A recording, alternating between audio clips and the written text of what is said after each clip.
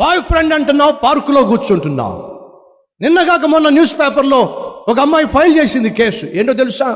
Boy friend అన్నాడు, cinema థియేటర్కి తీసుకెళ్ళాడు, వెనక సీట్లో కూర్చోబెట్టాడు, ఆ తర్వాత నన్ను రేప్ చేశాడు సినిమా థియేటర్లో.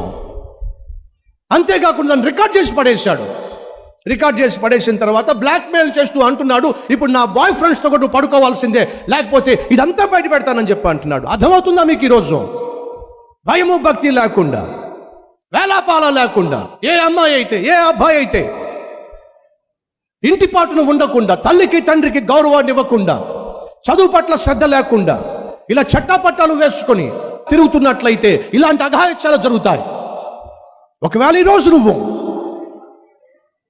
ఈ విధంగా బాయ్ ఫ్రెండ్స్తో, ఈ విధంగా గర్ల్ ఫ్రెండ్స్తో అడ్డమైన చోట్ల తిరుగుతూ, అడ్డమైన పనులు చేస్తూ నీ శరీరాన్ని నువ్వు పాడు చేసుకుంటున్నట్లయితే నువ్వు ఎవరో తెలుసా? దెయ్యం పట్టిన వాడివి.